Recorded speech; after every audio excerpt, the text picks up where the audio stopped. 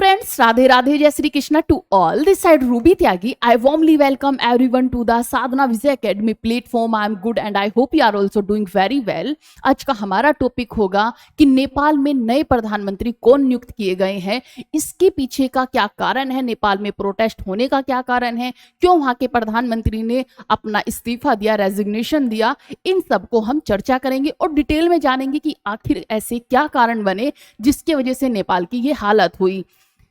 अब देखा क्या गया है कि नेपाल में जो जनरेशन जी है उसने ये प्रोटेस्ट किया था। जनरेशन जी जो कि वहां के युवा हैं, 18 से लेके 25-28 साल तक के युवा जिन्होंने ये प्रोटेस्ट किया था। पहले ये प्रोटेस्ट शांतिपूर्वक किया जा रहा था। एक हेमी एनजीओ है जिसने इस प्रोटेस्ट के लिए आह्वान किया था, कुछ लोगों को इकट्ठा होने के लिए बोला और शांतिपूर्वक अपनी मांगे रखने के लिए कहा था।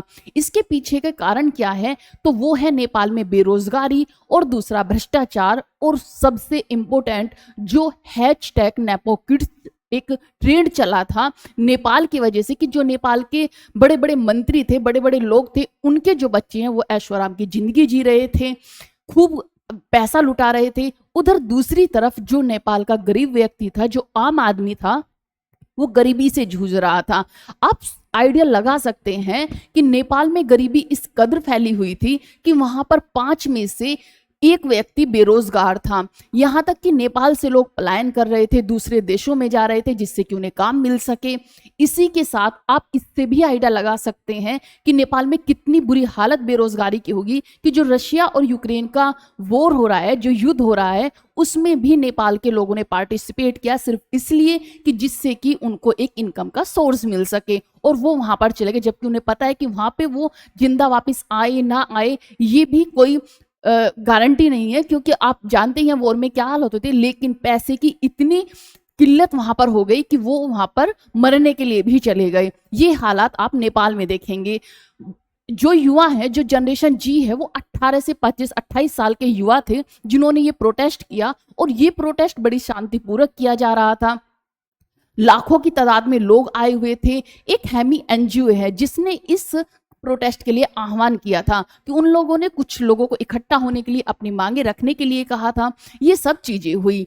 इसी के साथ क्या हुआ कि जब ये प्रोटेस्ट किया गया, शांतिपूर्वक जो युवा प्रोटेस्ट कर रहे थे, तो उन पर गोलीबारी की गई। रबड़ की जो गोली होती है वो छोड़ी गई, आंसू गैस के गोले छोड़े गए, यहाँ तक कि पानी के गोले भी छोड़े गए। इसी के साथ जब पब्लिक उससे भी नहीं रुकी और कुछ युवा अंदर आ गए, जैसे कि संसद में कूद गए, तो फिर उन पर ओपन फायर किया गया। ओपन फायर में क्या कि 19 लोग मारे गए, मीन्स 19 युवा मारे गए। जब 19 युवा मारे गए तो एकदम से प्रोटेस्ट ने इतना आग बबूला वाला रूप ले लिया। एक ज्वाला के साथ जो एक जिस तरह एक ज्वालामुखी होती है वो एकदम से फटती है, इसी तरह वहां के युवाओं ने एकदम से इतना आक्रामक रूप ग्रहण कर लिया कि वहां के मंत्रियों को पीटना शुरू कर दिया, संसद में आग लगा दी। साथ ही वहां पे जो पहले प्रधानमंत्री थे उनके घर में आग लगा दी, जिसमें उनकी वाइफ जल के मर गई। जो विदेश मंत्री थे उन्हें भगा भगा कर पीटा गया। इसी के चलते हुए केपी ओली, जो कि वहां के प्राइम मिनिस्टर थे, उन्होंने अपना रेजिग्नेशन दिया और वो वहां से भाग गए। भागकर वो दुबई में गए हैं, कहां पर गए ये अभी नहीं पता है, लेकिन उन्होंने कहीं पर शरण ले ली। ये वहां का कंडीशन हुआ। और आप अगर वहां की पिक्चर्स देखेंगे तो बहुत ही डराने वाली है। इतनी बुरी हालत नेपाल की हो गई थी कि इस तरह चारों तरफ धुआं धुआं, काठमांडू की ये पिक्चर्स हैं जहां पर लाखों की तादाद में लोग आए हुए थे। क्योंकि एकदम से जब युवाओं में से 19 लोग मारे गए तो युवाओं को रोकना मुश्किल हो गया, ना वहां की आर्मी उन्हें रोक पाई, जबकि वहां पर कर्फ्यू भी लगा दिया गया। जो पीएम है उन्होंने कर्फ्यू के आदेश भी दिए गए, लेकिन कुछ भी काम नहीं कर पाया। युवा ने अपनी ताकत दिखाई कि अगर आप बेरोजगारी करोगे या फिर भ्रष्टाचार करोगे तो हम इतनी ताकत रखते हैं कि हम सरकार को भी गिरा सकते हैं, यहाँ तक कि जो सरकार के बड़े बड़े लोग हैं उन्हें देश से भी भगा सकते हैं।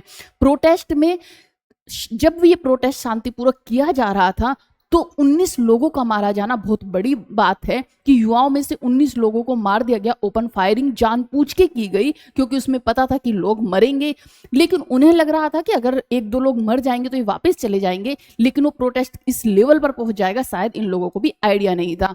इसी के साथ एक मेन कारण ये भी माना जा रहा है कि जो सोशल मीडिया है उसे बैन किया गया। सोशल मीडिया बैन क्यों किया गया? नेपाल ने कुछ टाइम पहले ये शर्त रखी थी जितने भी सोशल मीडिया कंपनी है कि आपको एक रजिस्ट्रेशन करना होगा। कुछ भी भ्रष्टाचार या धोखाधड़ी की कुछ भी न्यूज अगर आप प्रोवाइड करते हैं तो उसकी जिम्मेदारी आप लोगे। तो इन सब के चलते हुए कुछ कंपनियों ने रजिस्टर किया और कुछ ने नहीं किया।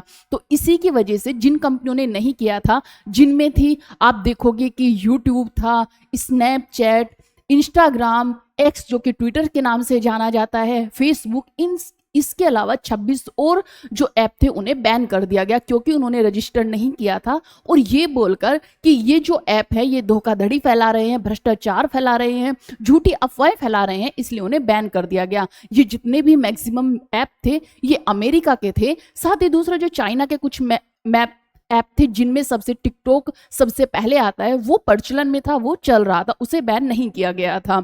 इसी के चलते युवाओं में ये भी गुस्सा था कि हम अपनी आवाज कहां पर उठाए, क्योंकि युवाओं की आवाज उठाने का एक सहारा होता है सोशल मीडिया। सोशल मीडिया से ही वो एक दूसरे को इन्फॉर्मेशन शेयर करते हैं जो कि जगह जगह पर लोग जान पाते हैं कि कहां पर क्या हो रहा है। अगर आप उसे ही बैन कर दोगे तो युवाओं की आवाज को दबा दोगे। इसको लेकर भी युवाओं में गुस्सा था, लेकिन ज्यादा गुस्सा जब फूटा जब 19 लोगों को मार दिया गया।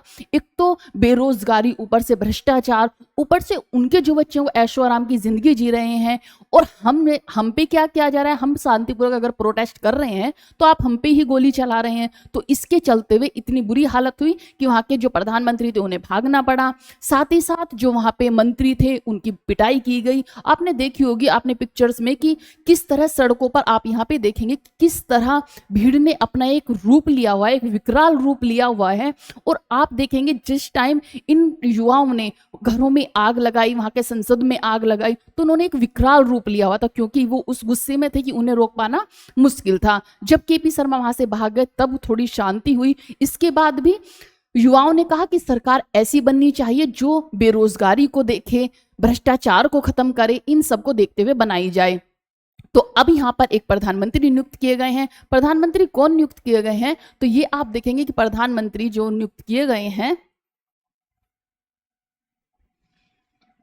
प्रधानमंत्री नियुक्त किए गए हैं तो वो की गई है, ये देखोगे आप यहाँ की आगों की लपटें जो किस तरह से संसद जल रही है। और यहाँ के प्रधानमंत्री की आपको पिक्चर्स दिखा रहे हैं, ये हैं अब जो यहाँ पर प्रधानमंत्री बनाई गई है, कार्यकारी प्रधानमंत्री बनाई गई है। जो प्रधानमंत्री के इलेक्शन होंगे वो देखे जा रहे हैं। जो यहाँ के राष्ट्रपति उन्होंने अनाउंस किया है कि मार्च 2026 में ये इलेक्शन कराए जाएंगे प्रधानमंत्री के। तब तक जो प्रधानमंत्री के रूप में कार्य करेंगी वो ये करेंगी, ये है सुशीला कार्की, जो कि पहले जज रह चुकी हैं। ये नेपाल की पहली महिला जज थी जो उस टाइम पर जज बनी और अब पहली ही महिला है जो पहली बार प्रधानमंत्री बनी है। मींस पहली महिला प्रधानमंत्री है सुशीला कार्की। तो ये देखा जाए क्योंकि और देशों में काफी बार महिलाएं बन चुकी हैं, लेकिन नेपाल में पहली बार अगर कोई महिला प्रधानमंत्री बनी है तो वो है सुशीला कार्की जी। ये बनी है, ये पहले जज रह चुकी हैं और काफी अच्छी इनकी छवि देखी जा रही है। आप देखेंगे कि कुछ जो एनजीओ थे वो समर्थन कर रहे थे इस प्रोटेस्ट को, जिसमें से मैंने आपको बताया कि जो हेमी एनजीओ है उसने इसका आह्वान किया था। जो काठमांडू के मेयर है वो भी इसे समर्थन कर रहे थे। तो उन्हीं के समर्थन से, उन्हीं की सलाह से ये डिसीजन लिया गया कि इन्हें प्रधानमंत्री बनाया जाए। इनके साथ में थोड़ा आप देखोगे तो मैं आपके इनका थोड़ा देख लीजिए। जो मैंने यहाँ पे देखा है कि युवा छात्र प्रोटेस्ट सोशल मीडिया बैन के वजह से हुआ था। विरोध कब हुआ कि राजधानी काठमांडू में ये अन्य शहरों में भारी भाग लिया गया। बड़ी विरोधों ने राजधानी काठमांडू और अन्य शहरों में भारी भाग लिया। बड़ी जुलूसे, संसद भवन के बाहर प्रदर्शन, रास्तों का ब्लॉक करना, सरकारी इमारतों पर कब्जा या आग लगाना आदि किया। पुलिस सुरक्षा बलों की क्या प्रतिक्रिया थी तो उन्होंने क्या किया, उन्होंने टीयर गैस छोड़ी, पानी के तोप छोड़े और रबड़ की जो गोलियां होती है वो भी छोड़ी, लेकिन उनमें उन्हें कुछ भी काम नहीं किया। तब उन्होंने कुछ जगहों पर जीवित गोले मीन्स उन्होंने ओपन फायरिंग ओपन कर दी। इस संघर्ष में कई लोग मारे गए और कई घायल हो गए। तभी ये इतना विकराल रूप लिया इस प्रोटेस्ट ने। सरकार ने नया नियम क्या बनाया था तो सरकार ने नया नियम बनाया था कि सोशल मीडिया जो प्लेटफॉर्म्स है देश में रजिस्टर करना होगा, जो सोशल मीडिया के प्लेटफॉर्म्स होंगे उन्हें देश में रजिस्टर करना होगा, ओवरसाइट स्वीकार करना होगा। लगभग 26 प्लेटफॉर्म बैन हो गए नियम न मानने पर, क्योंकि उन्होंने रजिस्ट्रेशन नहीं किया था, इसीलिए उन्हें बैन कर दिया गया। जैसे कि फेसबुक, ट्विटर, एक्स जो कि आज एक्स के नाम से जाना जाता है, यूट्यूब, इंस्टाग्राम आदि शामिल थे। इसमें सबसे बड़ा जो देखा गया वो है नेपो किड्स। नेपो किड्स की पिक्चर्स जब hashtag nepo kids social media पर ट्रेंड हुआ, तब भी ये प्रोटेस्ट एक लेवल पर पहुंच गया था कि ऐसा कैसे हो सकता है कि नेपाल में आम आदमी भूख से मर रहा है, इतनी गरीबी फैल रही है, और जो नेताओं के लोग हैं वो ऐशो आराम की जिंदगी जी रहे हैं, वो ऐश कर रहे हैं। तो इसके चलते भी काफी जो जनरेशन जी थी उसमें गुस्सा पनप गया। युवा वर्ग खासकर जैन जी लंबे समय से महसूस कर रहे थे कि राजनीतिक परिवारों के बच्चे ज्यादा फायदा मिलता है। Nepo kids trade social media पर लेकर आया गया। बेरोजगारी, जीवन यापन की कठिनाइयां, राजनीतिक अस्थिरता, ये भी जो इमोशनल फैलाने वाले कारण थे, इससे भी वो परेशान थे। प्रधानमंत्री केपी शर्मा ने क्या क्या इस्तीफा दिया। सरकार ने कुछ सोशल मीडिया प्लेटफॉर्म्स पर लगाया गया बैन हटाया। जब केपी ओली ने अपना रेजिग्नेशन दिया तो उसी टाइम पर उन्होंने फिर सोशल मीडिया से बैन भी हटाया, क्योंकि उसके चलते हुए भी युवाओं में काफी गुस्सा था, वो अपनी आवाज एक जगह से दूसरी जगह नहीं पहुंचा पा रहे थे, इसलिए भी इसे फिर बैन से हटाया गया। पूरे देश में राजनीतिक अस्थिरता, युवा आंदोलन को मंच मिला। मीडिया आजादी व अभिव्यक्ति के अधिकारों पर बहस तेज हुई। यहां तक कि जो मीडिया सरकार को समर्थन कर रही थी, उनके सपोर्ट में बोल रही थी, युवाओं ने उसके अंदर जाकर भी तोड़फोड़ कर दी, आग लगा दी, उस मीडिया चैनल को भी बंद कर दिया कि आप सरकार की चमचागिरी ना करें। तो उन्होंने वहां पर भी काफी तोड़फोड़ मचाई। ये आप नई सरकार क्या हुई कि प्रधानमंत्री प्रस्तावित जो इंटरिम प्रधानमंत्री हैं, जो इंटरिम प्रधानमंत्री सुशीला कार्की, जो कि पूर्व चीफ जस्टिस रह चुकी हैं, उनका नाम युवा जनरेशन जी एवं विरोध आंदोलनों से जुड़े संगठनों द्वारा समर्थन के बाद उभरा। नई सरकार में जो कार्यकारी प्रधानमंत्री बनी है वो प्रस्तावित कार्यकारी प्रधानमंत्री सुशीला कार्की, जो कि पूर्व चीफ जस्टिस रह चुके, उनका नाम जो है वो युवाओं ने बोला है कि इन्हें बनाया जाए, इन्हीं की सलाह से। और जो वहां के मेयर है जो इस प्रोटेस्ट को समर्थन कर रहे थे, उन सब ने आपस में सलाह मशवरा करके तब इन्हें